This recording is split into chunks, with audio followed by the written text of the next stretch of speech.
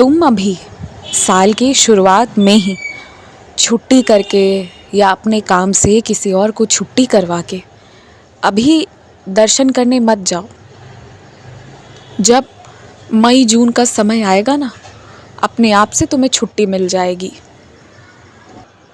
और जैसे ही तुम्हें छुट्टी मिलेगी उस दौरान तुम चले जाना और दर्शन भी अच्छे से करना, आनंद भी आएगा तुम्हें।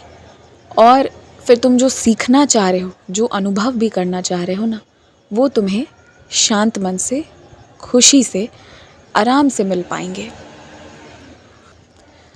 इस साल तुम्हारे घर पर आने दो 2-3 महीने बाद ही खुशी का बहुत बड़ा अवसर होगा। हाँ, शुरू में लग सकता है कि ये तनाव कैसे आया, परंतु तनाव नहीं आएगा।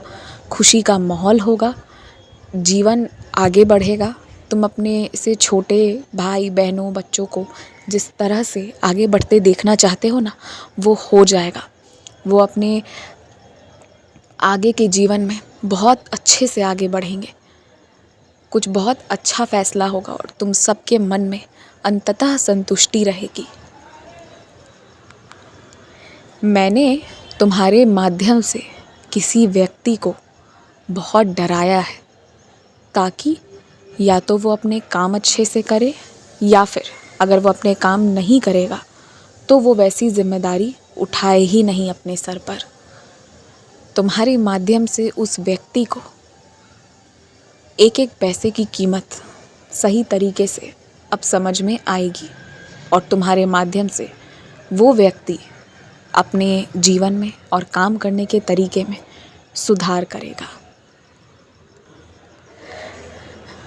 तुम्हारे घर के जिन लोगों की बराबर नौकरी छूट रही है ना, उनको ये समझने की आवश्यकता है कि सिर्फ अच्छा काम कर लेने से नहीं होता है, रोज़ काम करना पड़ता है, प्रत्येक दिन जिम्मेदारी लेना पड़ता है।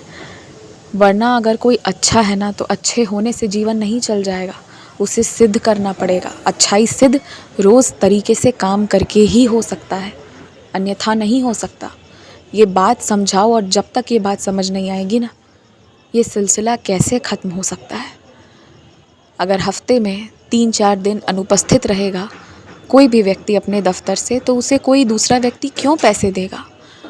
और एक बात कहूँ, अक्सर लोग अपने मालिक से चिढ़ते हैं, नफ़रत करते हैं कि पैसे काट रहा है, पैसे नहीं दे रहा है। परंतु अगर कोई उस व्यक्ति के कुर्सी पर बैठ कर देखे, उसके नज़रिए से देखे ना, तो उसने जो भी इकट्ठा किया है, जहाँ तक भी उसने जो भी ख्याति हासिल की है, कड़ी मेहनत से की है, तो वो जहाँ पर उस व्यक्ति को दान पुण्य करना होता है वो करता है। परंतु अगर वो अपने दफ्तर में ऐसा करेगा ना, तो उसने जो खड़ा किया है इमारत, सब डूब जाएगा, सब धाराशाही हो जाएगा। और वो हो गया तो उसका खुद का जीवन ही नहीं चल पाएगा। तो इसलिए कोई भी व्यक्ति अपने जीवन को दांव पे लगाकर किसी दूसरे के लिए कोई भी काम ऐसे नहीं करेगा।